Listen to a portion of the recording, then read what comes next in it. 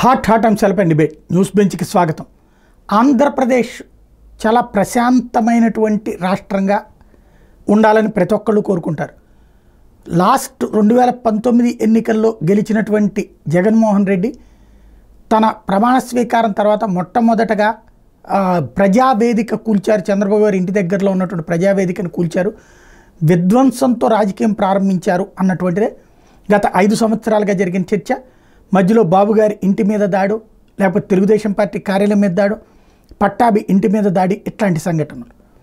ఈ సంఘటనల మీదనే ఒక ఆగ్రహం పెళ్ళుబికింది. అలాంటి సంఘటనలకి నాకు బీపీ వచ్చింది, మా వాళ్ళు బీపీతో రైజ్ అయ్యారు లాంటి ఆనాటి జగన్మోహన్ రెడ్డి గారి స్టేట్మెంట్ కూడా ప్రజలలో ఒక పరిపక్వత కానటువంటి విధానం కిందనే అనిపించింది. దాన్ని విధ్వంసాల ప్రభుత్వం అని కూలగొట్టారు, 11 స్థానాలకు పరిమితం చేశారు. ఇప్పుడు అదే పరిస్థితి ఆంధ్రప్రదేశ్లో తగ్గి ప్రశాంత వాతావరణం అనుకున్నది కాస్త రివర్స్ అయ్యింది. శిలాఫలకాలు ధ్వంసం అవుతున్నాయి, వైఎస్ఆర్ విగ్రహాలు ధ్వంసం అవుతున్నాయి, వైసీపీకి సంబంధించినటువంటి నాయకుల ఇళ్ల మీద దాడులు జరుగుతున్నాయి. కొడాలి నాని, వల్లభనేని వంశీ ఇట్లాంటి వాళ్ళ మీద దాడులతో పాటుగా పలు చోట్ల విగ్రహాలు లేకపోతే శిలాఫలకాలు, గత ప్రభుత్వపు శిలాఫలకాలు ఏవి కనబడ్డా సరే ధ్వంసం చేస్తున్న సంఘటనలు, కొన్ని చోట్ల సచివాలయాల బోర్డులు ధ్వంసాలు, ఇట్లాంటి సంఘటనలు చోటు చేసుకుంటాయి. కొన్ని చోట్ల వాలంటీర్ల ఇళ్ల మీదన దాడులు, చివరికి కొన్ని చోట్ల పొడి చేసినటువంటి సంఘటనలు, తలకాయలు పగలగొట్టిన సంఘటనలు చోటు చేసుకుంటున్నాయి. వీటిని ఎలా చూడాలి? ఇది తాత్కాలిక భావోద్వేగం కింద చూడాలా, లేకపోతే వీటిని నియంత్రించేటటువంటి వ్యవస్థ ఏమైపోతుంది, పోలీస్ శాఖ అక్కడే కూర్చుని చూస్తున్నటువంటి సంఘటనల మధ్యన రాష్ట్రానికి సంబంధించి ఈ పరిస్థితి ఊహించారా ఎవరైనా? ఈ అంశానికి సంబంధించినటువంటి చర్చలో పాల్గొనేందుకు ప్రస్తుతం మనతో పాటు ఉన్నారు మాదిరెడ్డి శ్రీనివాసరెడ్డి, వైఎస్ఆర్ కాంగ్రెస్ పార్టీ నాయకులు, అలాగే పెద్దిరెడ్డి రవికిరణ్, భారతీయ జనతా పార్టీ అధికార ప్రతినిధి, శ్రీనివాస్ చౌదరి, తెలుగుదేశం పార్టీ సీనియర్ నాయకులు, నల్లాల రామకృష్ణ, జనసేన సీనియర్ నాయకులు ప్రస్తుతం మనతో పాటు లైవ్లో జాయిన్ అవుతున్నారు. ముందుగా శ్రీనివాస్ చౌదరి గారు, దీన్ని ఎలా చూడాలి? సాయి గారు, మొదట మీకు, న్యూస్ బెంచ్ ప్రేక్షకులకి, అలాగే బీజేపీ నేత కిరణ్ గారికి, జనసేన నేత రామకృష్ణ గారు, అవును రామకృష్ణ గారు, అలాగే వైఎస్ఆర్సీపీ నేత మాదిరెడ్డి శ్రీనివాసరెడ్డి గారికి నమస్కారాలు. ఎలక్షన్స్ అయిపోయాయి, యుద్ధ వాతావరణాలన్నీ ముగిశాయి, ప్రశాంత పరిపాలన, ప్రజలు ఇచ్చిన తీర్పు గౌరవ ఇవ్వాల్సిన బాధ్యత అధికార పక్ష పార్టీలు ఏవైతే ఎన్నుకోబడ్డాయో వాళ్ళకు. అలాగే ఓడిపోయిన వాళ్ళు ప్రజా తీర్పుని అంగీకరించి వాళ్ళ జీవన గమనంలో వాళ్ళ పార్టీ ముందు నడుపుకోవాల్సిన బాధ్యత. అయితే గతంలో ఎప్పుడు కూడా ఆంధ్ర రాష్ట్ర రాజకీయాల్లో అల్లర్లు భారీగా రెగిసిపడటం, గొడవలు పడటం, తలబాలు కొట్టుకోవడం అనేది సత్సాంప్రదాయం కాదు. గతంలో పెద్దగా ఉండేది కూడా. ఎప్పుడో రాయలసీమలో పాతకాలంలో ఫ్యాక్షనిజంలో మేము అప్పుడు చిన్నప్పుడు చూసిన సంఘటన. ఆ తర్వాత చాలా మార్పులు వచ్చాయి, నిత్య జీవితంలో చాలా మంది చదువుకున్న వాళ్ళు వచ్చారు, ఇవన్నీ కరెక్ట్ కాదని మారారు. అయితే 5 ఏళ్ల క్రితం వచ్చిన వైఎస్ఆర్సీపీ పార్టీ వాళ్ళ యొక్క ఆలోచన విధానంతో మీరు అంటే ప్రజా ప్రస్థానం విధ్వంసం మొదలుపెట్టిన తర్వాత వ్యవస్థలను విధ్వంసం చేసింది, భారత ప్రభుత్వ ఐపీసీ సెక్షన్లను కూడా విధ్వంసం చేసింది, ఐఏఎస్లు ఐపీఎస్లు కూడా సైతం కోర్టులను కూడా పోల్చిన శిక్ష పడించిన పరిస్థితి వచ్చింది. ఇది కాకుండా రాష్ట్రంలో నుండి లా అండ్ ఆర్డర్ కావచ్చు, రక్షణ కావచ్చు, పౌర హక్కులు కావచ్చు, మానవ హక్కులు కావచ్చు, మహిళలు రక్షించడంలో వ్యవహారాలు కావచ్చు, రైతుల కాడ నుంచి మొత్తం అన్ని కుల మత ప్రాంతాలుగా చూసుకుంటే ప్రతి ఒక్కరిని నేరుగా హింసించారు.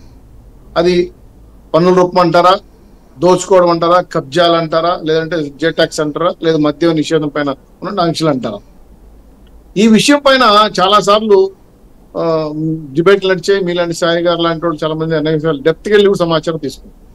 మేము చెప్పాం, చాలాసార్లు చెప్పాం, సార్ ఇది చాలా భారీగా వ్యతిరేకత వస్తా ఉంది, మీరు కరెక్ట్ చేసుకోండి అని.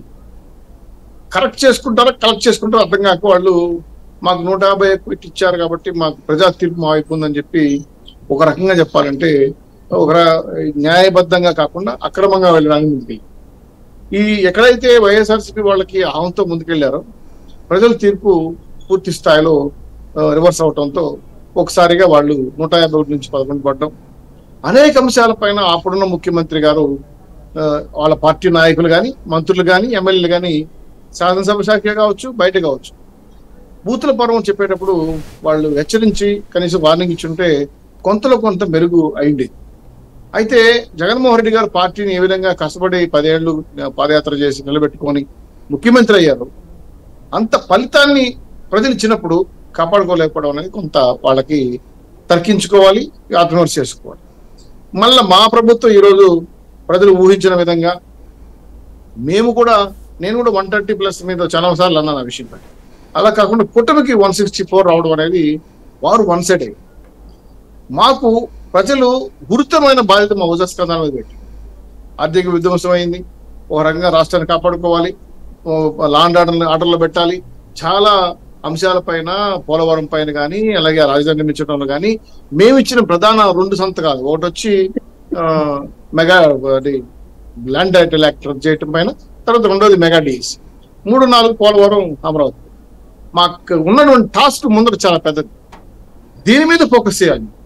అంతేగాని భావోద్వేగాలు వచ్చిపోయి కక్షసాధింపు చర్యలాగా నేనైతే వ్యక్తిగతంగా నేను అవి ఒప్పుకోను. ఎవరు చేసినా కూడా తీవ్రంగా ఖండిస్తాను. అది మంచి పద్ధతి కూడా కాదు. ఇలాంటి తప్పులు చేసిన దాని వల్లనే వైఎస్ఆర్సీపీ పార్టీ ఇడిగొచ్చి పడింది. రిమైనింగ్ దాన్ని చూసి అనుభవం నేర్చుకోవాల్సిన బాధ్యత మనకు వదిలేసి మనం అదే తప్పు చేయడం అనేది కరెక్ట్ కాదు. అయితే నిజంగా చట్ట పరిధిలో వాళ్ళు తప్పులు చేసి ఉంటే చట్ట పరిధిలో న్యాయపరంగా శిక్షించండి, కేసులు పెట్టండి. అదే ప్రభుత్వ ఆస్తులు దోచుకున్నా లేదా ప్రభుత్వ పథకాలు ఏమైనా తప్పుదారులు పట్టించినా, ప్రభుత్వ ఆస్తులు కానీ దేనికైనా హాని కలిగించుంటే, చట్టాన్ని ఉల్లంఘించుంటే దీనిపైన చట్టపరమైన చర్యలు తీసుకోండి. అది ఎవరైనా శిక్ష న్యాయస్థానం కూడా దానికి తగిన శిక్ష వేస్తారు. మనం ఫిజికల్ గా వెళ్ళి పలాయన ఎవరో గతంలో ఒక ఆయన మంత్రి అనేవాడు, మేము 4,14,00,000 మంది కాండ్రించి ఊంచేస్తే తెలుగుదేశం పార్టీ వెలుగులో టీఎంసీ నెల కుట్టుకెళ్ళిపోతుంది.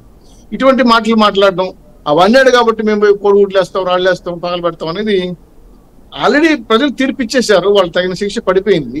చాలా మందికి సాయి గారు అనుభవం మీ దృష్టిలో కూడా పెడుతున్నా, మీకు కూడా తెలిసి ఉండాలి. చాలా మందికి కమాలు కాదు, ఫుల్ స్టాప్ పెట్టేశారు రాజకీయాలు. అది కోలుకుంటారో రెండో విషయం.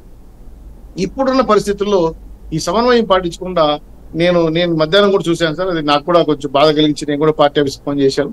అది కరెక్ట్ కాదు, మంచి పద్ధతి కాదు. ఈ వల్ల నష్టపోయారు. దీనివల్ల వాళ్ళ అనుభవాన్ని దృష్టిలో పెట్టుకుని చేయకపోతే ఎట్లా అంటే ఏదో వాళ్ళ భావోద్వేగాలు చెప్పారు, మళ్ళీ పోలీసు అటాక్ చేసి కంట్రోల్ చేస్తామని విన్నాను. కానీ ఇది కరెక్ట్ కాదు, మంచి పద్ధతి కాదు. మా ముందు ప్రజలు 164 సీట్లు ఇచ్చి ఇదే విధంగా 151 ఇచ్చారు, 420 గారు ఇప్పుడు 164 ఇచ్చారు. మేము ఒళ్ళు దగ్గర పెట్టుకుని పరిపాలన చేయాలి. ఇటు కేంద్రంలో కానీ అటు రాష్ట్రంలో కానీ రెండుట్లో మాకు కీ రోల్ ఇచ్చారు. మ్యాజిక్ ఫిగర్ అంటారా, రింగ్ మాస్టర్, దానికి ఏ పైన పెట్టుకోవచ్చు. మేము ఈరోజు కేంద్రంలో కూడా తెలుగుదేశం పార్టీ కీలక స్థానం పట్టిస్తాం. ఇక రాష్ట్రం వచ్చేపోదికి ఇంకా అనూహ్యంగా హామీలు ఇచ్చున్నాం. ప్రధానంగా ప్రతిపక్ష హోదా కూడా కోల్పోయి మొన్నటి వరకు రాజధాని లేదు, ఇప్పుడు ప్రతిపక్షం లేదు. అటువంటి సిచ్యువేషన్ లో ప్రజలు ఎంత గణనీయంగా తీర్పిస్తే చాలా అప్రమత్తంగా ఉండాలి. ఏ చిన్న తప్పు చేయడానికి కూడా ఆస్కారం ఇవ్వకూడదు. మా అధినేతలకి, మా పార్టీ నాయకులకి మేము చాలా చేతులు, నేను మధ్యాహ్నం నుంచి ఒక 5-6 టీవీలు మాట కూడా ఇలా చేతులెత్తి నమస్కారం పెట్టి చెప్పాను, దయచేసి సమన్వయం పాటించండి, మనం వాటిని తప్పులు పాల్పడతండి. ఇలా చేసి వాళ్ళు ఇలా శిక్ష పడ్డారు, మనకు అది వద్దని చెప్పి కూడా చెప్పడం జరిగింది. మా పార్టీ నాయకులు కూడా ప్రకటనలు ఇచ్చారు. అది ఇంకా అంత డామినేషన్ గా రాలేదు ప్రకటన. ఈ ఆవేశాలు టీవీలో రిప్లై అవుతుంది. కానీ ఇది కరెక్ట్ కాదు. నేనైతే వ్యక్తిగతంగా తీవ్రంగా ఖండిస్తున్నాను. రాబోయే రోజుల్లో మన ముందున్న ప్రజలు ఇచ్చిన ఆశయాలకు అనుగుణంగా పనిచేయకపోవాలి. మేము చాలా అంశాలు మా ముందు టాస్క్ ఉంది.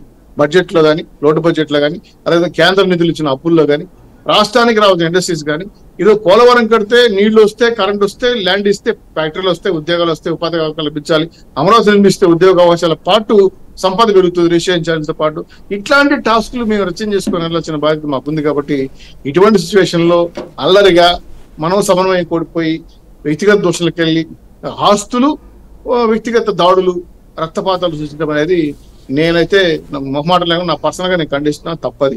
ఒకవేళ ఏదైనా జరుగుంటే మాత్రం ఇమీడియట్ గా పోలీసు వాళ్ళు దాన్ని అదుపులో తీసుకొని ఖండించాల్సిన బాధ్యత ఉంది. వాళ్ళకి తగిన భద్రత కల్పించి వాళ్ళని దూరంగా పెట్టడం, శిక్ష ఎవరైతే చేయాలో వాళ్ళని జైల్లో పెట్టడం అనేది చేయాల్సిన బాధ్యత. ఎందుకంటే చేయకూడదు, తప్పది. అలా చేశారు కాబట్టి గతంలో చాలా పార్టీలకి ఈరోజు నామరూపాలు లేకుండా పరిస్థితి ఏర్పడుతూ ఉంది. కాబట్టి నాకు తెలిసి 99% బాబు గారు నైట్కి వస్తున్నా తెలిసింది. వాళ్ళు సమస్య చేసి రేపు ఇటువంటి పరిస్థితులు రానికుండా నేనైతే లోకేష్ గారు, పిఏ గారితో కానీ అలాగే లోకల్ కోఆర్డినేట్ చేస్తాం చాలా మందితో ఫోన్ చేసి ఇలా చేయకూడదు, తప్పును కూడా డిస్కస్ చేశాను. వాళ్ళు కూడా హట్ అయ్యారు. అన్న ఇది చాలా సీరియస్ నా. బాబు గారు కూడా మాట్లాడారు, లోకేష్ గారు ఎస్పీ గారితో నూతన సిఎస్ గారు ఈ రోజే ప్రమాణ స్వీకారం చేశారు. వారికి కూడా ఇంటిమేట్ చేశారు కూడా చెప్పారు. ఇంకా ఏమంటారు దాన్ని, నేను సీఎం గారి భాషలో నేను మాట్లాడాను. నాకు బీపీలు ఉన్నాయి, మా ఫ్యాన్స్ ఉన్నారు, నేను చెప్పలేను. భావోద్వేగాలు గురయ్యారు కాబట్టి కొంతమంది అట్టయింటారు. వాళ్ళు ఏమైనా మాట్లాడి చేస్తుండొచ్చు కానీ ఇది కూడా జరగకూడదు. అది స్వచ్ఛమైన నిజాయితీమైన పరిపాలన, ప్రజలు ఇచ్చిన మనకి పరిపాలన, ప్రజాస్వామ్య పరిపాలన చేయాల్సిన బాధ్యత మనకుంది. కాబట్టి మళ్ళీ చెప్తున్నా సార్, శ్రీకృష్ణదేవరాయ గారు రాజుగైనప్పుడు అప్పాజీ గారు చల్లమని చెమ్మేదో కొడతారు. అప్పాజీ ఎందుకు నన్ను కొట్టామంటాడు కానీ రాజు నువ్వు విచరచారం తీసేమని చెప్పలే. అప్పుడు నాకు మాట అంటాడు ఏమంటే, ఇది ప్రజల కష్టం గుర్తుపెట్టుకో, ప్రజల్ని గుర్తెరిగి మెలుగు నువ్వు అనేసి అప్పాజీ చెప్తాడు. అప్పుడు కౌగులించుకొని తప్పకుండా అప్పాజీ అంటారు. అట్లా ఇప్పుడు ప్రజలు ఇంత అనూహ్యమైన మెజార్టీ మాకు ఇచ్చినప్పుడు మేము బాధ్యతాయుతంగా ప్రజల కష్టాన్ని దృష్టిలో పెట్టుకుని ముందుకెళ్ళాలి. కాబట్టి ఈ దోషణలకి వ్యక్తిగత దాడులకు పోవడం వల్ల ఒకటి వాళ్ళ జీవితాల్లో కేసులు గొడవలు, వాళ్ళ కుటుంబాలు నష్టపోయేది కాకుండా రాష్ట్ర సంపద వ్యక్తిగత గాయాలు అనేది చాలా తప్పు సార్. ఇది ఆటవేకం అనేది నేను భావిస్తున్నాను. ఇటువంటి సమంజసమైన పద్ధతి కూడా కాదు. సమన్వయంతో మెలగాలి. ఒకవేళ నిజంగా వ్యక్తిగతంగా వాళ్ళకి నష్టం జరుగుంటే చట్టాలు ఉన్నాయి, కోర్టులు ఉన్నాయి. మా డబ్బులు తీసుకున్నారనో ఏదో ఈ మధ్య ఇప్పుడు తెల్లారో మంత్రి ట్రాన్స్ఫర్లు చేస్తామని చెప్పి ఏదో డబ్బులు కొన్ని లక్షలు తీసుకున్నారంటే అటువంటి వాళ్ళు బయటకు వచ్చి చెప్తున్నారు. ఎదుర్కోండి, సాక్ష్యాలు పెట్టండి, కేసు పెట్టండి, కోర్టుకి వేయండి.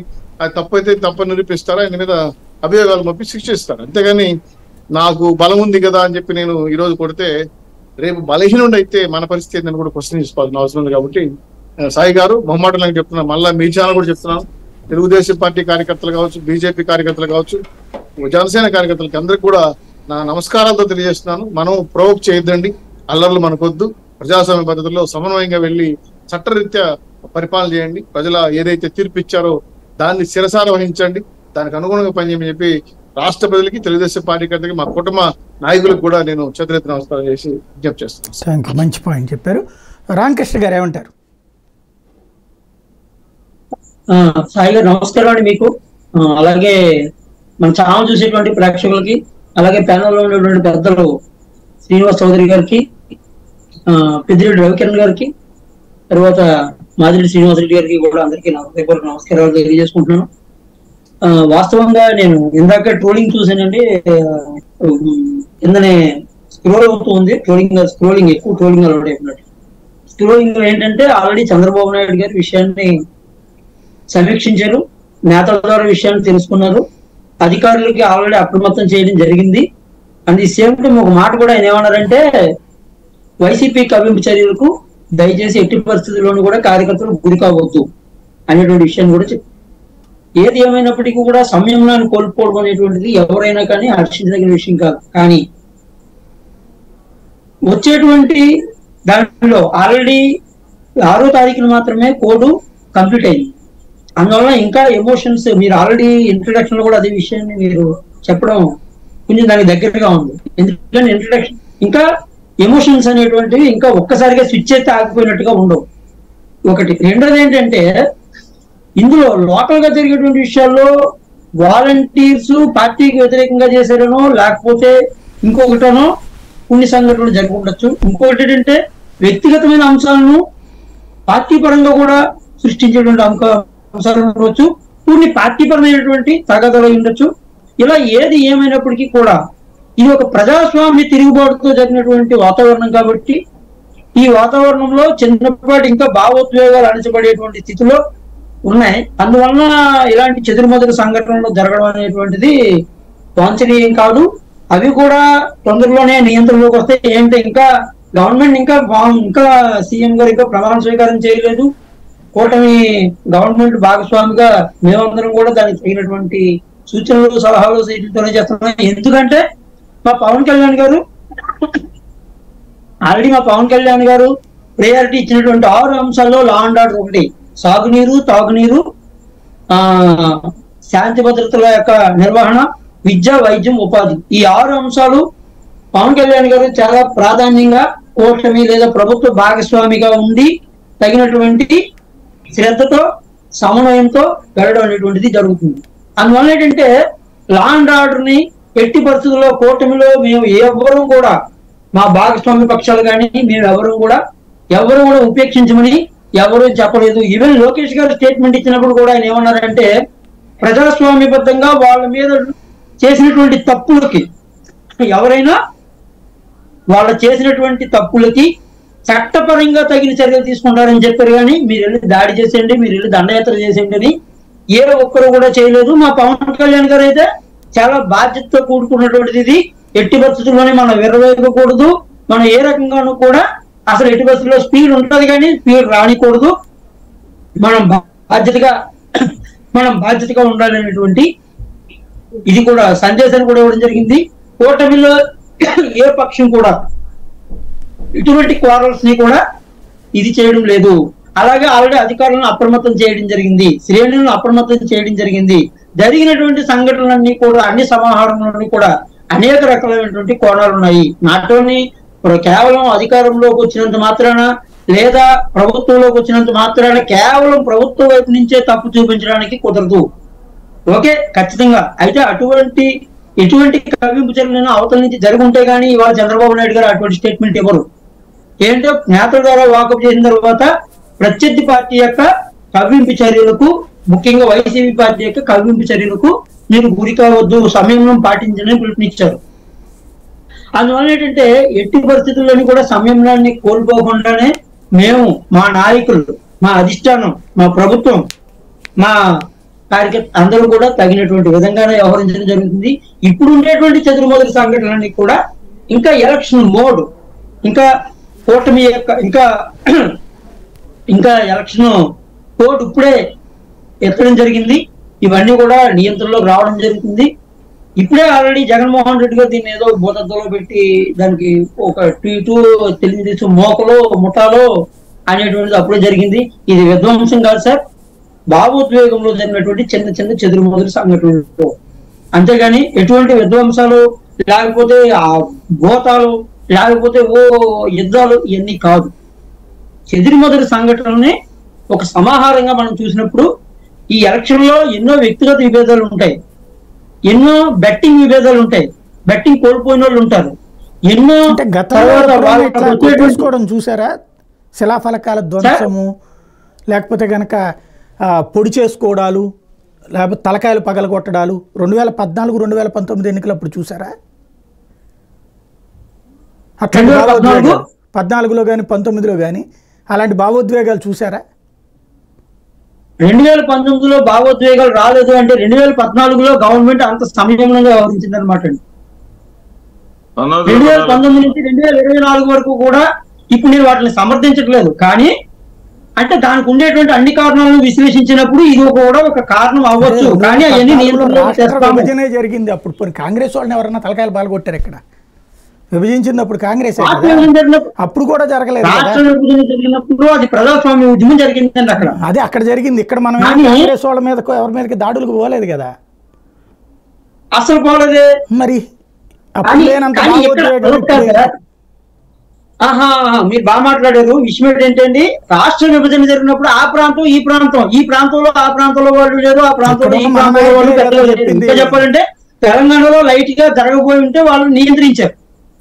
కానీ మన వైపు అటువంటి వాతావరణం లేదు కాబట్టి సాధారణంగా మనకి తెలంగాణ వాసులు ఇక్కడ లేదు, కసిగట్టేంతగా ఇక్కడ జరగలేదు. కానీ ఎక్కడ జరిగింది ఏంటంటే రెండు పార్టీల జనాలు ఇక్కడే ఉన్నారు, రెండు పార్టీల ప్రజలు ఇక్కడే ఉన్నారు, రెండు పార్టీల నాయకులు ఇక్కడే ఉన్నారు. ప్రభుత్వం వ్యవహరించినటువంటి తీరు విధానం వలన వన్ సైడ్ గా లా and order 5 years complete destroy చేయడం వలన, ఎంతో అణిచిపెట్టి ఉండడం వలన ఆ వాళ్ళలో వాళ్ళకు వచ్చినటువంటి వ్యక్తిగత విభేదాలు, కేవలం వ్యక్తిగత విభేదాలు ఒకటే నేను కారణం చెప్పట్లేదండి. ఇన్ని సంఘటనల్లో ఇన్ని రకాలైనటువంటి కారణాలు ఉండి ఉండవచ్చు. ఏది ఏమైనప్పటికీ కూడా ఎట్టి పరిస్థితుల్లోని కూడా డోంట్ ప్రవోక్ అనేటువంటి విషయాన్ని అందరూ కూడా పైనుంచి కింద వరకు కూడా నాయకులు చెప్పారు.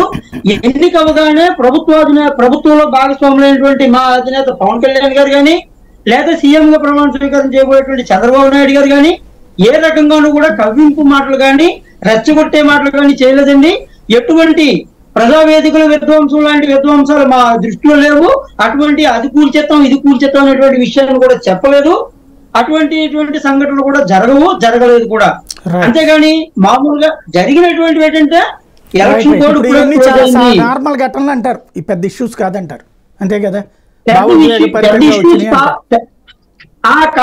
కాదు సార్, పెద్ద ఇష్యూస్ దాదాపు 5-6 నిమిషాలు మాట్లాడారు. లోకల్ ఇష్యూస్ అంటే శిలాఫలకం ధ్వంసము స్థానికంగా వాళ్ళ భావోద్వేగంతో వచ్చింది, లేదంటే అది కాదండి. ప్రజావేదిక కూల్చిందండి ప్రజావేదిక అనేది రాష్ట్ర ప్రభుత్వం కూల్చింది, ఖచ్చితంగా అది తప్పనినే అంటాం, ఎవడు దాన్ని సమర్థించరు. దానికి పర్యవసానం వాళ్ళు చూశారు. కానీ ఇప్పుడు జరుగుతున్నది వ్యక్తిగత దాడులు, వ్యక్తుల మీద దాడులు, అట్లాగే తలకాయలు పగలగొట్టుకోవడాలు, ఇళ్ల మీదకి దాడులు, లేదంటే శిలాఫలకాల ధ్వంసాలు, విగ్రహాల ధ్వంసాలు, చివరికి ఉద్దానానికి సంబంధించినటువంటి అక్కడ ధ్వంసాలు, ఈవెన్ రాజమండ్రి అక్కడ ఉన్నటువంటి శిలాఫలకాల ధ్వంసాలు. ఇవి వ్యక్తిగతమైన భావోద్వేగం, లేకపోతే ఇద్దరు వ్యక్తుల మధ్య ఘర్షణ కింద చూస్తారా, లేకపోతే అట్లాంటిది తప్పంటారా? నేను సరే వీటిని నేను సమర్థించట్లేదు. రైట్, మనం చూపించేటువంటి సైజ్ ఆఫ్, మనం దాని సైజ్ చాలా చిన్నగా చూద్దామంటారు అంతే కదా. రైట్, కానీ అంటే రైట్ రైట్ కాదు కాదు కాదు అలా కాదు, అది వ్యవస్థీకృతం. అదే అదే ఇది వ్యవస్థీకృతం కాదు. ఇది ప్రజావేదిక కూల్చుకునేటువంటి వ్యవస్థీకృతం అండి. ఇది వ్యవస్థీకృతం కాదు. తప్పంటారా రైట్ అంటారా సార్? కంట్రోల్ లో తెస్తే ఖచ్చితంగానే పెట్టాలా లేదా పోలీసులు? 100% ఇది ఎట్టి పరిస్థితుల్లోని కూడా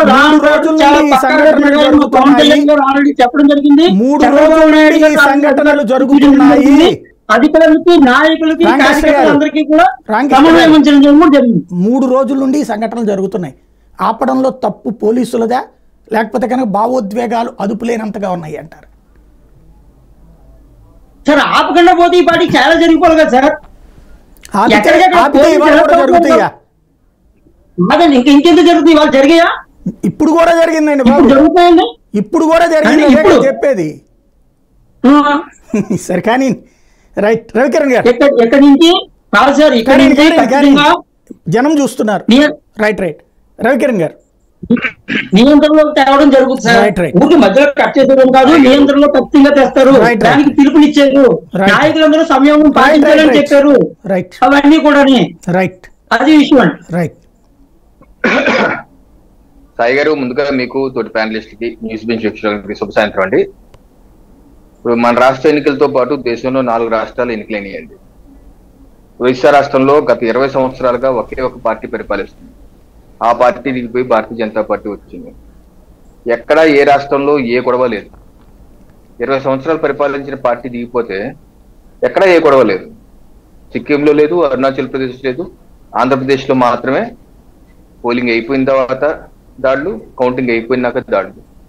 మరి ఆంధ్రప్రదేశ్ రాష్ట్రం ఏమో ప్రగతిశీల రాష్ట్రం, అత్యంత ధనవంతులు ఉండే రాష్ట్రం, దేశం మొత్తం కాంట్రాక్టులు చేసే రాష్ట్రం, ప్రపంచం మొత్తం విస్తరించినటువంటి జనాభా, తెలుగువారి జనాభా. మన పక్క తెలంగాణ రాష్ట్రం, సాటి తెలంగాణ తెలుగు రాష్ట్రం, 6 నెలల క్రితం ఎలక్షన్ అయింది, ఒక్క గొడవ లేదు. కౌంటింగ్ తర్వాత లేదు, అలాగే ఓటింగ్ తర్వాత లేదు. ఏమైపోయింది ఆంధ్రప్రదేశ్ రాష్ట్రం? ఏం జరుగుతుంది? ఈరోజు మనం గత 5 ఏళ్లుగా, గత 4 ఏళ్లుగా నేను డిబేట్లో ఉన్నాను. రాష్ట్రంలో జరిగినటువంటి విధ్వంసాన్ని మనం మొత్తగట్టంతో ఖండించాం. చంద్రబాబు నాయుడు గారి ఇంటి మీద ఒక ఎమ్మెల్యే దాడి చేస్తే, ఆ దాడి చేసిన ఎమ్మెల్యేకి మంత్రి పదవి ఇస్తే మనందరం ఖండించాం దీన్ని. దాడి చేసిన ఎమ్మెల్యేకి మంత్రి పదవి ఇస్తారేంటి, ఇలా ఎంకరేజ్ చేస్తారేంటి అన్నాం. పార్టీ కార్యాలయం మీద దాడి చేస్తే ఓకే, పట్టాభి గారు దూషించడానికి కూడా తప్పట్టాం. ఇటువంటి దుర్భాషలో ముఖ్యమంత్రి అనకూడదు కదా అన్నాం. అట్ ది సేమ్ టైం కార్యాలయం మీద దాడి చేస్తే, ఎక్కడ ఏ ఆంధ్రప్రదేశ్ చరిత్రలో ఎప్పుడు జరగని విధంగా ఒక పార్టీ ప్రధాన కార్యాలయం మీద దాడి చేయటం, ఆ దాడి చేసిన వ్యక్తులకి స్వల్ప సెక్షన్లు పెట్టడం, అడ్డుకున్న వ్యక్తులకి ఎస్సీ ఎస్టీ అట్రాసిటీస్ కేసులు పెట్టడం, అడ్డుకున్న వాళ్ళకి ఎస్సీ ఎస్టీ కేసులు అట్రాసిటీ పెట్టడం. దానికి ముఖ్యమంత్రి గారేమో నా ఫ్యాన్స్ బీపీఏకి చేశారని సమర్థించుకుంటూ చిరునవ్వు చెందించడం, అది మనం రిపీట్ తప్పట్టాం. అదే కృష్ణా జిల్లాలో చంద్రబాబు నాయుడు మీద రాళ్లు వేస్తే అదే డీజీపీ గౌతమ్ సవాంగ్ గారు ఈ భావ ప్రకటన స్వేచ్ఛలో భాగం అన్నారు ఆయన, దాన్ని తప్పట్టాం. ఈ రోజు జరుగుతుంది కూడా తప్పుపడుతున్నాం. ఆంధ్రప్రదేశ్ రాష్ట్రం ఒక ప్రగతిశీల రాష్ట్రం, ముందుకు వెళ్ళాలా వద్దా, ముందుకు అభివృద్ధి చెందాలా వద్దా?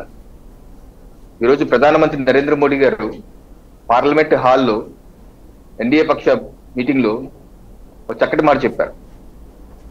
ఒక ప్రభుత్వాన్ని నడిపించడానికి మెజారిటీ ఉంటే సరిపోతుంది, ఒక దేశాన్ని నడిపించాలంటే అందరు ప్రజల యొక్క భాగస్వామ్యంతోనే ముందుకు వెళ్ళాలి. సబ్కా సాత్ సబ్కా వికాస్, అదే ఆంధ్రప్రదేశ్ రాష్ట్రంలో కూడా వర్తిస్తుంది. ప్రభుత్వాన్ని నడిపించడానికి 164, 151 అక్కర్లేదు, 88 ఉన్నా సరిపోతుంది. కాకపోతే రాష్ట్రాన్ని ప్రజల్ని నడిపించాలంటే 5.5 కోట్ల ప్రజలు మొత్తం తీసుకెళ్తేనే కానీ అభివృద్ధి సాధ్యం కాదు. నీకు నచ్చని వాళ్ళ మీద వాళ్ళు చేశారు కదా అని చెప్పి మనం చేసి, వాళ్ళు ఏది చేశారని మనం చేస్తే ఇంకా చట్టాలు ఎందుకు? ప్రజలు మార్పు కోరుకుంటూ ఎందుకు? నిన్న చంద్రబాబు నాయుడు గారు ఎక్సలెంట్ స్టేట్మెంట్ ఇచ్చారు. వారు ఏమన్నారు? ఇంత పెద్ద మెజారిటీ ఇచ్చారని చెప్పి ఆ యొక్క అహంకారాన్ని మీ తలకెక్కించుకోవద్దన్నారు. ఈ యొక్క విజయాన్ని ఒక సేవాభావంగా తీసుకుని పునరంకితం కావాలన్నారు. వ్యవస్థల మీద మీరు దాడులు చేస్తే ఆ వ్యవస్థలే తిరిగి మిమ్మల్ని కాటేస్తది. పదవులు శాశ్వతం కాదు. అద్భుతమైన స్టేట్మెంట్. ఈనాడు పేపర్లను చూడండి. నాయకులు కార్యకర్తలు, ఎన్డీఏ కూటమి నాయకులు కార్యకర్తలు ఒకసారి చదవండి. పదవులు శాశ్వతం కాదని చెప్పారు. శాశ్వతంగా ఎన్డీఏ కూటమి ఉంటుందా పరిపాలనలో? రేపు వాళ్ళు వస్తారు. అప్పుడు నా ఇంటి మీద, రవికిరణ్ ఇంటి మీద, రామకృష్ణ ఇంటి మీద దాడి చేస్తే ఈ స్వల్పంగా జరిగింది, చిన్న చిన్న చెదురు మెదురు జరిగినాయి అంటే నా తల పగిలిపోతే అంతే కదా, నా చెయ్యి కట్టయిపోతే అంతే కదా, రామకృష్ణ గారి కాలు విరిగిపోతే అంతే కదా. అది స్వల్ప ఎలా అవుతుంది? ఏదైనా సరే ఒక చట్టం ఉంది దేశంలో. పవన్ కళ్యాణ్ గారు అద్భుతమైన స్టేట్మెంట్ ఇచ్చారు 4వ తారీఖు సాయంత్రమే. కక్షలో ప్రతీకారక సమయం కాదు ఇది. నాకు ఈ మెజారిటీ చూస్తే భయం వేస్తుంది. అత్యంత బాధ్యతాయుతంగా ఉండాలి. నాకు వైసీపీ పార్టీ మీద కానీ జగన్మోహన్ రెడ్డి ఎటువంటి కక్ష లేదు. కేవలం విధానపరమైన అంశాల మీద డిఫర్ అయ్యామంతే. రాష్ట్రాన్ని కలిసికట్టుగా అభివృద్ధి ప్రదంలో నడిపించుకుందాం అన్నారు. అద్భుతమైన స్టేట్మెంట్ 4వ తారీఖు సాయంత్రం ఇచ్చారండి. మన పార్టీ అధినేతలు అత్యంత పారదర్శకంగా, అత్యంత బాధ్యతాయుతంగా ఎంతో అనుభవాలు రంగరించి చెప్తుంటే కింద స్థాయి కార్యకర్తలు ఎవరన్నా చేస్తున్న విషయాలు, దాడులు చేస్తున్నాయి చాలా తప్పు. అసలు ప్రజలు మనకు మ్యాండేట్ ఎందుకు ఇవ్వాలి? గతంలో చేసినవన్నీ పోలీస్ స్టేషన్ కి వెళ్తే, కేసు పెట్టడానికి వెళ్తే మన మీదే కేసులు పెట్టారు పోలీసులు. అదే పని ఇప్పుడు చేయాలా మళ్ళీ? అవన్నీ వద్దని కదా ప్రజలు, అవన్నీ వద్దని కదా. 151 ఇచ్చిన వాళ్ళకి సరిగ్గా పరిపాలించిన 11 పడేశారు, మధ్యలో 5 తీసేశారు. మనకు 164 ఇచ్చారు. మనం ఇలా చేస్తే మధ్యలో 6 తీసేస్తారు. ప్రజలు గొప్పవాళ్ళండి, ప్రజలు పిచ్చోళ్ళేం కాదు, అన్ని చూస్తుంటారు. ఎవరు ప్రవర్తన ఏంటా అని చూస్తుంటారు. ఈరోజు ప్రధానమంత్రి గారు అన్నారు, మాకు విజయం వచ్చినా అపజయం వచ్చినా అన్ని ఒకేలా తీసుకుంటాం. ఈ విజయం కంటిన్యూస్ గా 3వసారి విజయం వచ్చినప్పటికీ భారతీయ జనతా పార్టీ శ్రేణులు కూడా చక్కగా ఉత్సాహంగా ఎవరి మీద ఎక్కడ దాడి చేయట్లేదు అన్నారు. చేయాల్సిన అవసరం ఏంటి? వాళ్ళు చేసిన తప్పే మనం చేస్తే వాళ్ళకి మనకి తేడా ఉంది. వ్యవస్థలు ఉన్నాయి. పవన్ కళ్యాణ్ గారు కానీ, ఎవరైనా పురంధేశ్వరి గారు కానీ, చంద్రబాబు నాయుడు గారు ఏమన్నారు? వ్యవస్థల అల్పనాలు చేయిస్తాము. Law and order, Pawan Kalyan గారి priority law and order. Police వ్యవహారంలో పూర్తి స్వేచ్ఛ ఇచ్చి వాళ్ళ పని వాళ్ళు చేయించేలా చేస్తారని చెప్పి గత 2-3 సంవత్సరాలుగా పదే మీటింగ్ లో చెప్తున్నారు పవన్ కళ్యాణ్ గారు కానీ ఎవరు కానీ. మరి ఈ రకంగా పోలీసులు అక్కడుండి నిర్వహించలేకపోతున్నారు. ఎందుకు? కొడాలి నాని గారి ఇంటి ముందు ఉండి పోలీసులు ఆ గుడ్లని వేస్తున్న నూనూగు మేసాలు ఉన్నటువంటి యువకుల్ని అది చూస్తే బాధేస్తుంది. నూనూగు మేసాలున్న యువకులు గుడ్లు వేస్తున్నారు. ఏమంటే రేపటి రోజు ఆ సీసీ కెమెరా ఫుటేజ్ మీ మీద కేసు పడదా అండి? మీ జీవితం ఏమైపోతుందండి? ఈరోజు ఓటింగ్ తర్వాత కేసులు పడ్డ పల్నాడు జిల్లా వాళ్ళు 1000 మంది జైల్లో ఉన్నారు సార్. పేద బడుగు బలహీన దళిత గిరిజన వర్గాలందరూ జైల్లో ఉన్నారు సార్. రేపటి మిమ్మల్ని వదులుతారు చట్టం. చంద్రబాబు నాయుడు గారు చెప్పారు వ్యవస్థలే తిరిగి మళ్ళీ వచ్చి కాటేస్తాయని. పోలీసు వ్యవస్థే మళ్ళీ వస్తారు వెనక్కి. ఆ వ్యక్తులు వదిలేస్తారు. వాళ్ళ పిల్లల జీవితాలు ఏమైపోతాయి? ఆ యువకుల జీవితాలు ఒక కేసు బుక్ అయింది, రోడ్డు షీటర్ అయింది, కేసు బుక్ అయింది, ఎవరినో మీకు ఉద్యోగం వస్తారా? తప్పులు ఏది చేస్తే చట్ట ప్రకారమే, లోకేష్ గారు చెప్తున్నట్టుగా చట్ట ప్రకారమే ఆ చట్టం తన పని చేసిపోతుంది. ఈరోజు ఆదరాబాదరగా పేర్లు మార్చాల్సిన అవసరం మనకేం వచ్చిందండి? ఒక జీవో ఇస్తే మారిపోదు ఆటోమేటిక్ గా? ఇదేమన్నా ఇరాక్ సద్దాం హుస్సేన్ పరిపాలన ఏమన్నా? సద్దాం హుస్సేన్ చంపంగానే మొత్తం అంతా రోడ్ల మీదకి వచ్చి ఆ విగ్రహాలన్నీ లాగేసి చేసే అటువంటి నియంత్రిత పరిపాలన ఇక్కడ లేదు. ప్రజాస్వామ్యంగా ప్రజలు మనల్ని ఎన్నుకున్నారు, సరిగ్గా పరిపాలన ఇమ్మన్నారు. రేపేమన్నా మాకు నచ్చలేదు అనుకోండి, ఆ పేర్లు నచ్చలేదు, జీవో ఇస్తాం, మార్చుకుంటాం, ఇంకో పేరు పెట్టుకుంటాం. ఆ సచివాలయం మీద బోర్డు మీద రాగాల్సిన అవసరం మనకేంటి? ఆ బోర్డులు శాశ్వతంగా ఉంటాయా? ఈరోజు ప్రజలు చూడండి, రైతులు పాసు పుస్తకాల మీద జగన్మోహన్ రెడ్డి గారి ఫోటో వేశారని చెప్పి, అలాగే సరిహద్దురాళ్ళ మీద జగన్మోహన్ రెడ్డి ఫోటో, ఆ ఫోటోలు పెంచి ఆ పేర్లు పెంచకే జనాలు చించి అవతలు పట్టేశారు. అది నేర్చుకుందాం, గుణపాఠాలు నేర్చుకోవాలి కదా. చంద్రబాబు నాయుడు గారు చెప్తున్నారు కదా, మన పెద్ద అధినేతలు 40 సంవత్సరాల రాజకీయ జీవితంలో ఉన్న వ్యక్తులు చెప్తున్న మంచి విషయాల్ని గ్రహించకుండా మనకు ఇప్పుడు రాష్ట్రాన్ని గాడిలో పెట్టాలి. మనం ఇచ్చిన హామీలు కావచ్చు, లేకపోతే ప్రజల ఆకాంక్షలు కావచ్చు. ఎందుకని అభివృద్ధిని నెగ్లెక్ట్ చేశారని కదా ప్రజలు ఇంత పెద్ద మ్యాండేట్ ఇచ్చారు, 164 మ్యాండేట్. అది చేసుకోవాలంటే రాష్ట్రంలో ఘర్షణలు జరిగితే పెట్టుబడులు ఏమైనా వస్తాయండి? ఏదైనా ఒక ఐటీ కంపెనీ రాగలదండి? ఇలా ఘర్షణలు చేస్తే విశాఖపట్నంలో బుల్డోజర్ పెట్టి వ్యూ పాయింట్ ఏదో తోసేశారు ఆయన్ని. విశాఖపట్నం అనేది ప్రగతిశీల సిటీ, ఈ రాష్ట్రానికి వెన్నుముక్క లాంటిది. మొత్తం ఫండింగ్, ట్యాక్స్ కలెక్షన్స్ అన్ని అక్కడి నుంచి అత్యధికంగా వస్తాయి. ఆ యొక్క విశాఖపట్నంలో మీరు ఘర్షణ వాతావరణం క్రియేట్ చేస్తే రేపటి రోజు ఏదైనా ఒక కంపెనీ వస్తుందా, అభివృద్ధి సాధించగలమా? ఆ పేరు మారిపోయి గవర్నమెంట్ వచ్చి జీవో ఇచ్చి మారుస్తారండి. మనకేంటి పని? చట్టాలు మన చేతుల్లో తీసుకుంటే చట్టాలు మన చుట్టాలు. రేపు మొన్నటి వరకు అన్న ఐపీసీ సెక్షన్లు ఉన్నాయా, వైసీపీ సెక్షన్లు ఉన్నాయా? రేపు అంటారు ఐపీసీ సెక్షన్లు ఉన్నాయా, లేకపోతే ఎన్డీఏ సెక్షన్లు ఉన్నాయా, లేకపోతే ఇంకోటి ఏదో అంటారు. అలా అనిపించుకోవాల్సిన అవసరం మనకేంటి? ప్రజలు మళ్ళీ చిత్కరిస్తారు. 2029లో చెప్పాడు చంద్రబాబు నాయుడు గారు, పదవులు శాశ్వతం కాదు. చదవని పేపర్, ఈ పేపర్లోనే ఉంది. పదవులు శాశ్వతం కాదండి. పెద్ద మెజారిటీ ఇచ్చాయంటే అంత పెద్ద వినమ్రంగా ఉండాలి. నేలకుండి ఉండమన్నారు చంద్రబాబు నాయుడు గారు. నేల మీద కాలు పెట్టి, భూమి మీద కాలు పెట్టి ఉండమన్నారు. తెలుసుకోండి. అంతేగాని మనకేదో ఉంది కదా అని చెప్పి చేసేస్తే రేపు రావాలా పరిశ్రమ? రావాలా? ఎలా వస్తాయని పరిశ్రమ? గొడవలు పడతా ఉండి, ఘర్షణలు పడతా ఉండి, ఈ పార్టీకి గెలిస్తే ఇంకో పార్టీలు ఊరు వెళ్ళిపోవాలా? ఇంక ఉండకూడదా? వాళ్ళు ఉండకపోతే అందరూ. అందుకనే ఆంధ్రప్రదేశ్ వాసులందరూ దేశం అంతా, ప్రపంచం మొత్తం ఉంటారు, ఆంధ్రప్రదేశ్ లో మాత్రం ఉండరు. బిక్కుమంటూ ఉండాలి. ఎంతకాలం అండి బిక్కుమని భయానక జీవితాలు? మన పిల్లలు మనం బాగుపడకూడదా? బయట రాష్ట్రాలకు వెళ్ళి బతకాలా, బయట దేశాలకు వెళ్ళి బతకాలా? ఈ పరిస్థితి మార్చుకోవాలి. వాళ్ళు చేశారని చెప్పి వాళ్ళు చేసినట్టు మనం చేస్తే వాళ్ళకి మనకి తేడా ఏంటి? అభివృద్ధి చేయాలంటే పరిశ్రమలు రావాలి. పరిశ్రమలు రావాలంటే ప్రశాంత వాతావరణం, లా అండ్ ఆర్డర్ ఉండాలి. అది ముఖ్యం. First priority. ఏ కంపెనీ అయినా చూసేది అక్కడ లా అండ్ ఆర్డర్, ప్రశాంత వాతావరణం ఉందా, పెట్టుబడులకి మౌలిక వసతులతో పాటు ప్రభుత్వ సహకారంతో పాటు ప్రజల యొక్క సహకారం ఉందా లేదా, శాంతి భద్రతలు కాపాడుతున్నారు లేదా, ఇది మొదలు చూస్తారు. అది ఆ పరిస్థితి లేకపోతే మనం ఎంత మ్యాండేట్ ఇచ్చినా మనం ఏం చేయగలం? ఇంత ఎక్స్పెక్టేషన్స్ తో ప్రజలు మనకి మ్యాండేట్ ఇస్తే మనం ఏం చేయలేకపోతే రేపు ఏమవుతుంది? కుదేలు అవుతాం. రేపు పరిశ్రమలు కేంద్ర రాష్ట్ర ప్రభుత్వం సయోధ్యంగా పనిచేస్తున్నారు. రేపు చాలా పెట్టుబడులు రావాలి, మంచి కంపెనీ, మ్యానుఫ్యాక్చరింగ్ కంపెనీలు రావాలి. కాకినాడ పెట్రోకెమికల్ కాంప్లెక్స్ లాంటి గ్రౌండ్ అవ్వాలి. దానివల్ల ఆదాయం, దీర్ఘకాలిక స్వల్పకాలిక ఆదాయ వనరుల మార్గాలను మనం ఎంచుకోవాలి. రాష్ట్ర ఆదాయం పెంచాలి. అలాగే అప్పులు తగ్గించుకోవాలి. పెంచాలి అంటే రేపు కళ్ళు మూసి కళ్ళు తెరిస్తే పెరిగిపోదండి. ఈ రోజు ప్లాన్ చేసుకోవాలి. సంవత్సరం 2 సంవత్సరాలు గ్రౌండ్ చేసుకోవాలి. 3వ ఏడు 4వ ఏడుగా రెవెన్యూ వస్తుంది. 5వ ఏడుకి వెన్యూస్ అన్నిలుగా స్టడీ అవుతుంది. 10వ ఏడుకి కానీ సెట్ కాదు. ఇదే కొన్ని 5 ఏళ్ళలో చేయగలం, కొన్ని చేయలేకపోవచ్చు, కొన్ని 10 ఏళ్ళు పట్టదు. చేయలేకపోయి ప్రజలు కన్విన్స్ చేసి చెప్పుకుంటాం. ఒక దీర్ఘకాలిక ప్రణాళిక, లాంగ్ టర్మ్, పెద్ద మెగా ఇండస్ట్రీస్, పెద్ద ప్రాజెక్ట్స్. ఇప్పుడు పోర్ట్స్ ఉన్నాయి, కంప్లీట్ చేసుకోవాలి. ఫిషింగ్ హార్బర్స్ కంప్లీట్ చేసుకోవాలి. Petrochemical, bulk park, steel plant, Kadapa steel plant, ఇటువంటి. అలాగే విశాఖపట్నం ఎయిర్పోర్ట్, పెద్ద ఇన్ఫ్రాస్ట్రక్చర్ పార్ట్, రైల్వే లైన్లు, Kathipudi Kakinada Narsapuram railway line, Kadapa Bengaluru railway లైన్లు, ఇన్ఫ్రాస్ట్రక్చర్ ప్రాజెక్ట్స్ అన్ని సెట్ చేసుకోవాలి. అలాగే షార్ట్ టర్మ్ ప్లాన్స్, స్వల్పకాలిక ప్రణాళికతో ఐటీ కంపెనీస్ తెచ్చుకునే విధంగా, 1 సంవత్సరం లోపు రెవెన్యూ వచ్చే ఎంఎస్ఎంఈలు ప్రోత్సహించే విధంగా, ఇవన్నీ ప్లాన్, బోల్డ్ పనులు మన చేతుల్లో. ప్రజలకు ఎన్నో హామీలు ఇచ్చాం, ఎన్నో అష్యూరెన్సెస్ ఇచ్చాం. ఎన్ని వదిలేసి ఆటవిక సమాజంలో వెళ్ళిపోయి గుడ్లు రాళ్లు వేయటం వల్ల ఏం వస్తుంది? ఏం వరుగుతుంది? మీకు ఉద్యోగాలు వస్తాయా? గుడ్లు రాళ్లు వేస్తే ఉద్యోగాలు వస్తాయా? అభివృద్ధి వస్తారా? మీ ఇంట్లో ఏమైనా ఫుడ్ ఏమైనా పెట్టగలగా? మనమన్నా దయచేసి ఎన్డీఏ కుటుంబ సభ్యులు ఎవరు దాంట్లో ఇన్వాల్వ్ అయినా సరే దయచేసి చేతులు జోడించి విజ్ఞప్తి చేస్తున్నాం. వాళ్ళు చేసినట్టు మనం చేయొద్దు. ప్రజలు మనకు పెద్ద మ్యాండేట్ ఉంది. ఆ మ్యాండేట్ ని గౌరవించి ముందుకు వెళ్ళి బలారా బలి బ్రహ్మాండంగా చేశారు. ఇది కదా పాలన అనిపించే విధంగా ఉండాలి. చంద్రబాబు నాయుడు అంటున్నారు, నేను మారిన చంద్రబాబు నాయుడు గారు.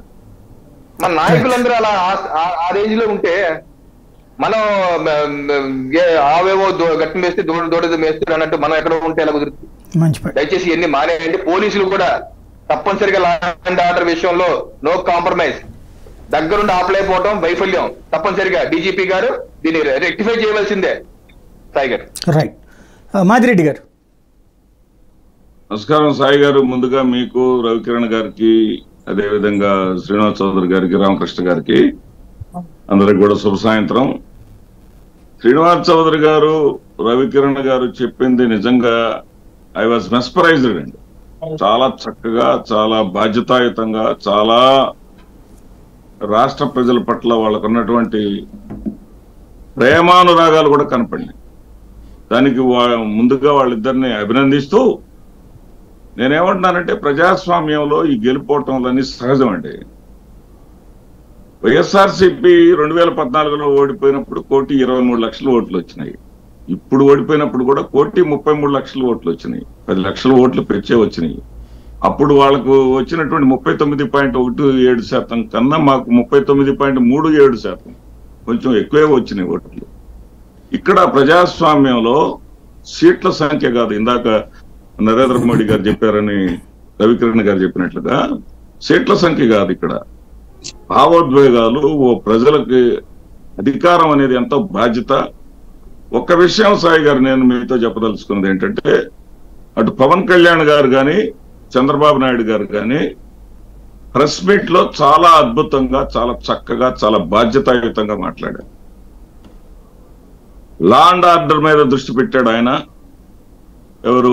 పవన్ కళ్యాణ్ గారు. చక్కటి లా అండ్ ఆర్డర్ ఇవ్వాలి, మనం ఇచ్చినప్పుడే వాళ్ళకి మనకు తేడా ఉంటుంది అనేటటువంటి అర్థంలో చాలా చక్కగా ఆయన మాట్లాడు.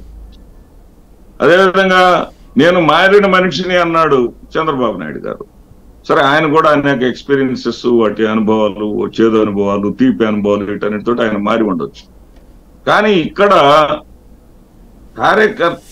కార్యకర్తలను సంయమనం పరచడంలో మాత్రం వాళ్ళు విఫలమయ్యారు. ఇక్కడ ఖచ్చితంగా చెప్పాలంటే అంత తీవ్రమని నేను అన్నాను, కానీ రంగా గారి హత్య జరిగిన సమయంలో ఉన్నటువంటి ఉద్రిక్త పరిస్థితులు ఒక్కసారిగా కనపడినాయండి. ఇక్కడ అంత తీవ్రమని నేను అనను, కానీ కేవలం 2 రోజులకే ఇందుక మనం టీడీపీకి ఓట్లేసిందని తటస్థుల్లో ఆలోచనలు వచ్చినాయి. చాలా మంది దగ్గర నేను విన్నానండి. ఇంత పరిస్థితులు ఎందుకు వచ్చినాయి అంటే, విద్యానగర్ లో అతను ఎక్కడో రాయలసీమ నుంచి వచ్చి బతకడానికి వచ్చాడు సార్, మన గుంటూరు విద్యానగర్ లో. అతను రెడ్డి హోటల్ అని పెట్టుకున్నాడు. ఆ రెడ్డి హోటల్ అని పెట్టుకుంటే ఆ రెడ్డి బోర్డును కింద పగలగొట్టి చేసి అతన్ని కాళ్ళు పట్టేదాకా వదలకుండా కొట్టారు సార్, విద్యానగర్ గుంటూరులో. మరి నూజివీడులో చూసాం, నూజివీడులో కత్తితో పొడుస్తుంటే పోలీసులు పక్క నుండి ప్రేక్షక పాత్ర చూస్తా ఉన్నారు. మరి భరత్ గారిది రాజమండ్రిలో ఫ్లైఓవర్ శిలాఫలకం దగ్గర పోలీసులు చుట్టూ ఉన్నారు. వాళ్ళు ఏంటో మరి ఊరికే ఏదో చేపట్టుకొని ఇట్లా అంటా ఉన్నారు. వాళ్ళు చేసిన పని వాళ్ళు చేస్తా ఉన్నారు. కొడాలి నాని గారి ఇంటి ముందు కూడా అంతే. ఎంత దారుణంగా ఉందంటే పరిస్థితి చూస్తా ఉంటే. ఇదొక్కటే కాకుండా శ్రీకృష్ణదేవరాయ యూనివర్సిటీకి వెళ్ళి మీరు రాజీనామా చేసి వెళ్ళిపోండి, వైఎస్ఆర్ విగ్రహాన్ని మీరే తీసేయండి అని అన్నారు. వాళ్ళు తీయలేదు. సరే, వాళ్ళ చేతుల్లో పని కాదు కదా, ప్రభుత్వం వచ్చిన తర్వాత తీస్తారు కదా, వాళ్ళు తీయలేదు. వీళ్ళు పోయి తీసుకెళ్లి ఇన్స్ట్రుమెంట్స్ తీసుకెళ్లి మెకానిజం తీసుకెళ్లి తీసి పారేసారు, లాగి పారేశారు. ఎట్టుపోతున్నాం సార్ మనం? ఇప్పుడు ఫలితాలు వస్తున్నటువంటి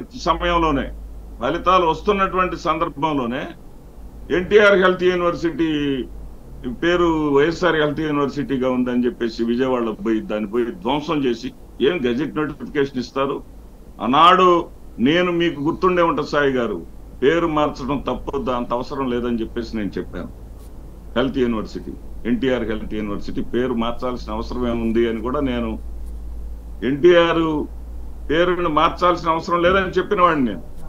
అలాంటిది అట్లాగే గెజెట్ నోటిఫికేషన్ వాళ్ళు ఇస్తారేమో, ఇచ్చిన తర్వాత వాళ్ళు మార్చుకుంటారేమో, మార్చుకోవాలని అనుకుంటే వాళ్ళు లేదు. తన స్నేహితుడు వైఎస్ఆర్, మరి అతని పేరుతోటి డాక్టర్, అతను జీవించినంతకాలం డాక్టరు, అతని పేరుతోటి చాలా 17 మెడికల్ కళాశాలలు వచ్చినాయని చెప్పేసి కొనసాగిస్తాడేమో.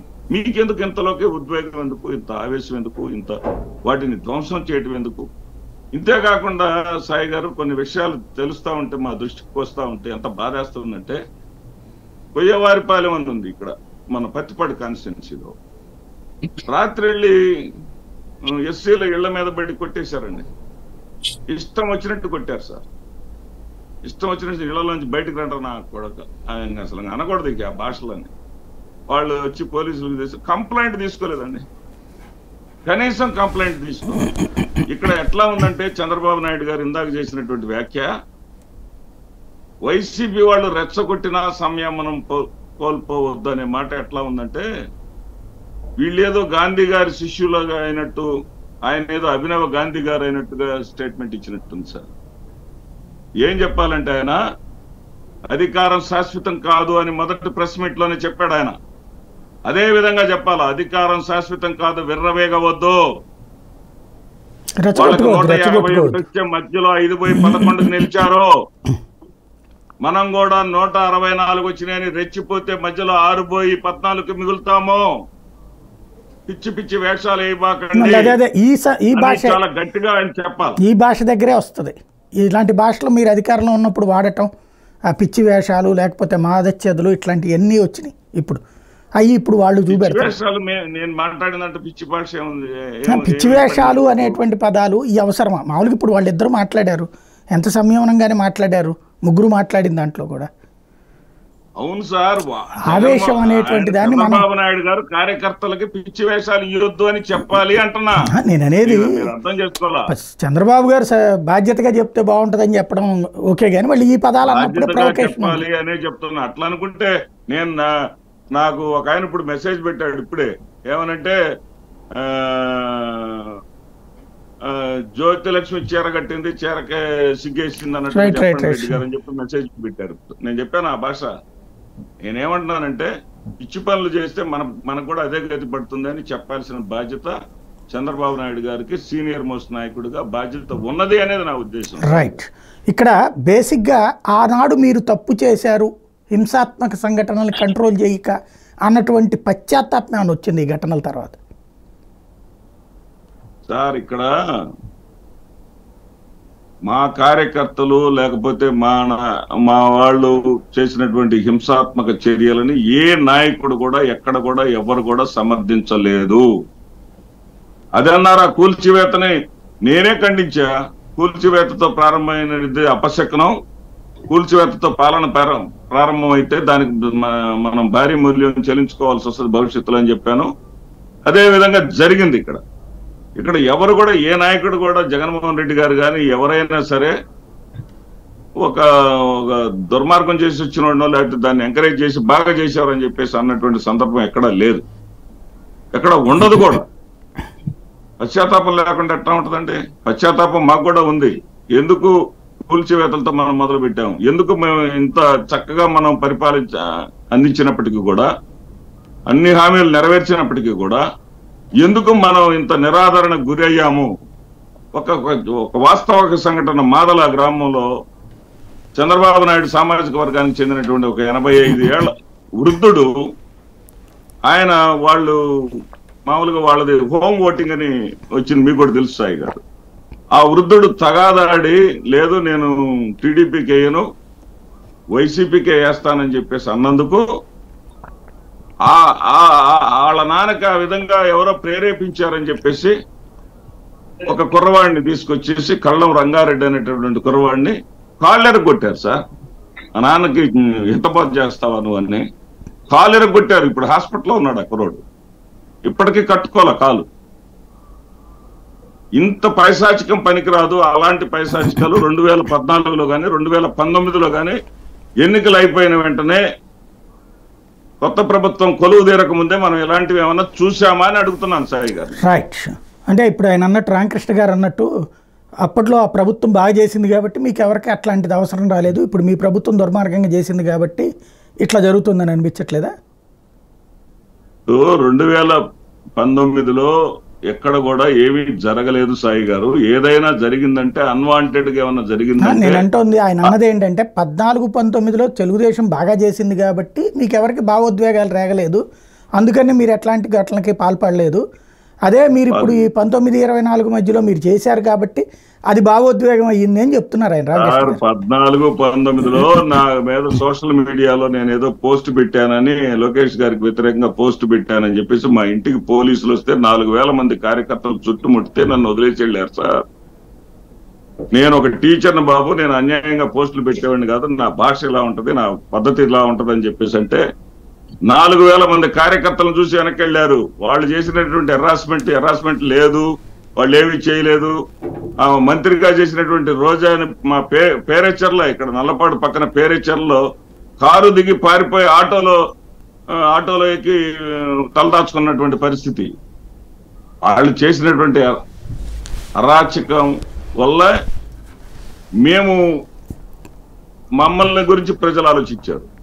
కానీ మా వాళ్ళు గుణపాఠం నేర్చుకోలేదేమో, మా వాళ్ళు తప్పులు చేశారేమో, దానికి మళ్ళీ ఇప్పుడు గుణపాఠం ఇచ్చారు. ఆంధ్రప్రదేశ్ రాష్ట్రంలో ప్రజలు ఇందాక రవికిరణ్ గారు చెప్పినట్టు చాలా విజ్ఞులు, చాలా వివేకవంతులు, చాలా షార్ప్ గా ఉంటారు, చాలా ఖచ్చితమైనటువంటి నిర్ణయాలు తీసుకుంటారు. ఇందులో ఏ రకమైనటువంటి అనుమానం లేదు. జగన్మోహన్ రెడ్డి గారు ఖచ్చితంగా బౌన్స్ బ్యాక్ అవుతారు. తల వంచే గుణం కాదు ఆయనది. ఇప్పటికే కొన్ని ఛానళ్లలో చెప్తా ఉన్నారు. ఫైనల్ గా కంక్లూడ్ చేద్దాం. చౌదరి గారు సూటిగా, టైం పరిమితంగా ఉంది, చెక్మని చెప్పండి. ఈ పరిస్థితికి పోలీసులు కంట్రోల్ చేస్తారనుకుంటున్నారా, చేయరనుకుంటున్నారా? ఇప్పుడు ఈ దురాఘాతాలకు పాల్పడ్డ వాళ్ళ మీద చర్యలు ఉంటాయా, ఉండవా? సార్ స్ట్రైట్ అవే ఉంటాయి సార్. 14, 19, 24 ఈ మధ్య కాలం జరిగిన అంశాలు రెండు 5 నెలల్లో ఎవరు చేసినా తప్పుని ఎవరు ఎగ్జామ్ చేయడానికి. ఇప్పుడు ఈ రోజు విజయవాడ జరిగిన కావచ్చు, విశాఖలో జరిగి ఉండొచ్చు, మా తిరుపతిలో జరిగి ఉండొచ్చు, ఇంకో చోట చిత్తూరు దగ్గర జరిగి ఉండొచ్చు. ఖచ్చితంగా వీటి దోషులను పట్టుకొని ఖచ్చితంగా కేసులు వేస్తారు సార్. నేను ఆ పిల్లలు ఎవరో పాపం ముక్కుపచ్చని పిల్లలు, వాళ్ళకి అనవసరంగా కష్టం వస్తుంది. అక్కడ నిజంగా నాయకులు కనపడట్లా, అంత యూత్ పిల్లలు, యంగ్స్టర్స్ కనపడుతుంది. ఇది నిజంగా వాళ్ళ జీవితాన్ని మీరే చేతులు చెడగొడుతున్నారు. ఇది కరెక్ట్ కాదు. పోలీసుల నుంచి ఖచ్చితంగా యాక్షన్ ఉంటుంది సార్. ఇప్పటికే సిఎస్ గారికి ఆర్డర్ ఇచ్చారు. సిఎస్ గారు సీరియస్ గా డీజీపీ గారు చెప్పుకున్నారు. వెంటనే పోలీస్ బెటాలియన్, మిలిటరీ కూడా ఏదో 2 కంపెనీలు అంటారు వాటిని, వచ్చి మనం కూడా విన్నా నేను. అదే విధంగా ఈ రోజు నాకు తెలిసి రేపు మా ఉదయాన్నే కల్లా ఎక్కడ జిల్లాలో అవాంఛనీయ సంఘటనలు జరగకూడదని వార్నింగ్ ఇచ్చారు సార్. అయితే అది కూడా మెసేజ్ వచ్చింది. కాబట్టి నాకు తెలిసి రేపటి నుంచి ఇటు జరగకూడదు. జరిగితే నేను చాలా సీరియస్ అవుతాను. సిఎస్ గారికి చెప్పున్నారు. సిఎస్ గారు ఆల్రెడీ దాన్ని కోఆర్డినేట్ చేస్తున్నారు. సో ఇవన్నీ కూడా వాస్తవంగా కూడా తప్పు. నేను తెరవని ఖండిస్తున్నాను. అదుపులో తీసుకొచ్చే బాధ్యత యంత్రాంగం మీద ఉంది. దాని మీద చర్యలు తీసుకుంటాం. గెలిపోయిందిన కూటమికి మాకు బాధ్యత ఉంది సార్. ఇటువంటి పోరాటాలు మంచివి కాదు. ఇది 100% ప్రజా వ్యతిరేకం అవుతుందని నేను భావిస్తున్నాను. మంచి పాయింట్. రామకృష్ణ గారు, సురేష్ కుమార్ గారు కూడా చాలా అనుభవజ్ఞులంటే చాలా.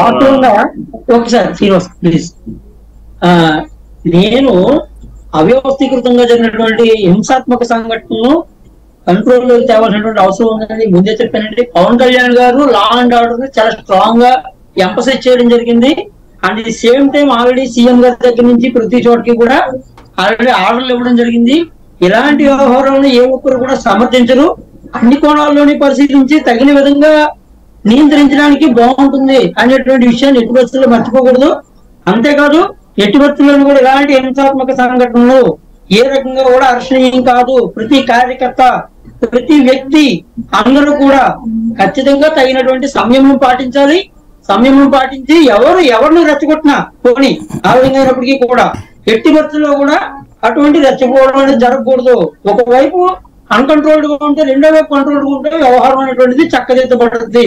కాబట్టి ఇలాంటి హింసాత్మకమైనటువంటి సంఘటనల్ని ఏ రకంగానూ కూడా ప్రజాస్వామ్యబద్ధం కాదు.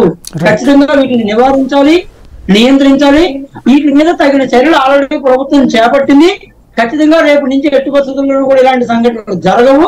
జరగడానికి కూటమిలో ఉండేటువంటి లేదా ప్రభుత్వంలో ఉండేటువంటి ఏ భాగస్వామి కూడా ఎట్టి పరిస్థితుల్లో కూడా దీని మీద సీరియస్ గానే ఉన్నారు. కాకపోతే కింద స్థాయిలో ఉండేటువంటి కార్యకర్తలు మనంత పరిపక్వత, మనంత సంయమనం ఉండకపోవడం వల్ల ఎలక్షన్ కోడ్ ఇంకా ఇట్లే ఎత్తేయడం, ఇలాంటి విషయాల్లో ప్రభుత్వము పక్క నుంచి ప్రభుత్వ ఏర్పాటు ఈ హడావుడిలో ఉండడం, ఇలాంటి సంఘటనలు చోటు చేసుకున్నటువంటి సందర్భంలో ఇలాంటివి ఈ 2 రోజుల్లోనే జరిగిపోవడం అనేటువంటిది జరిగింది.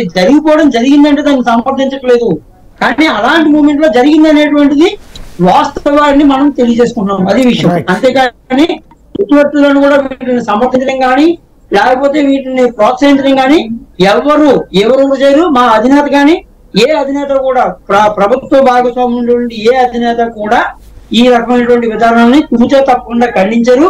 లా అండ్ ఆర్డర్ అనేటువంటిది మాకు ఉండేటువంటి 6 ప్రధానమైనటువంటి అంశాల్లోని కూడా పవన్ కళ్యాణ్ గారు మొట్టమొదటి అంశం ఫస్ట్ నుంచి కూడా లా అండ్ ఆర్డర్ చాలా స్ట్రిక్ట్ గా చూస్తుంది. ఈ 2-3 రోజుల్ని ఈ అహింసాత్మక ఈ యొక్క అవ్యవస్థీకృతంగా జరిగినటువంటి హింసాత్మక సంఘటనని ఖచ్చితంగా కూడా ఏ రకంగా కూడా హర్షణీయం కాదు. ఇవి ఇక్కడి నుంచి జరగకూడదు. జరిగే విధంగా శిక్షించాలంటారా, అక్కర్లేదంటారా గట్లకి పాల్పడ్డ వాళ్ళని? ఆ ఘటనలకు పాల్పడ్డ వాళ్ళని శిక్షించాలంటారా, అవసరం లేదంటారా?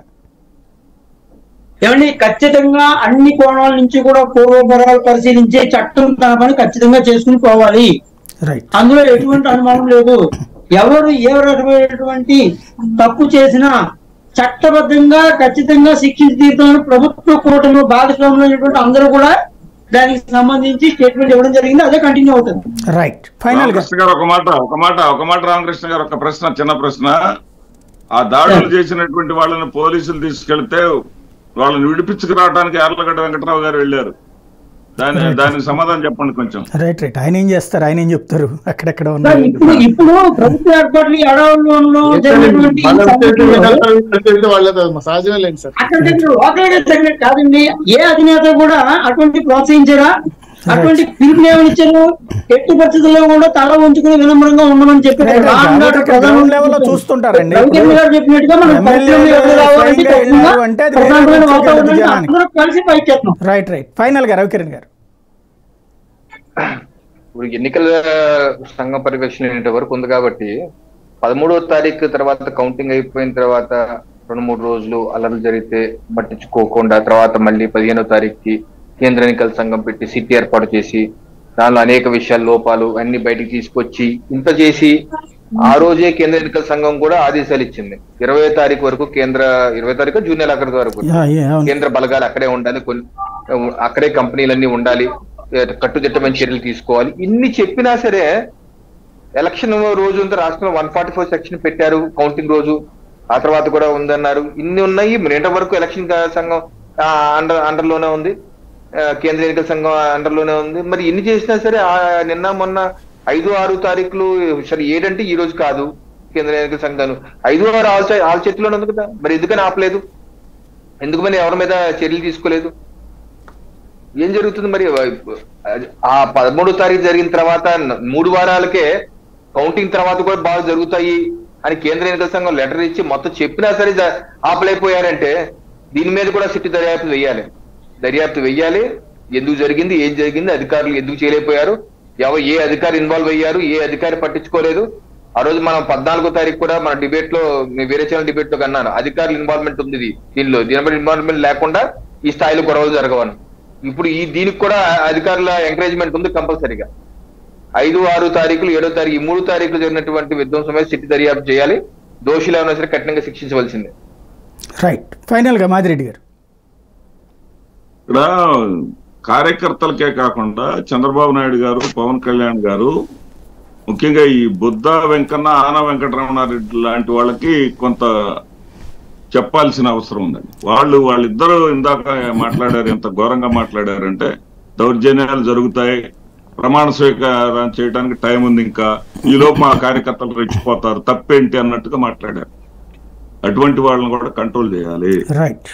ఇది నోరు బారేసుకునే వాళ్ళందరినీ కూడా కంట్రోల్ చేస్తే తప్ప ప్రజాస్వామ్యానికి మంచి జరుగుతుంది.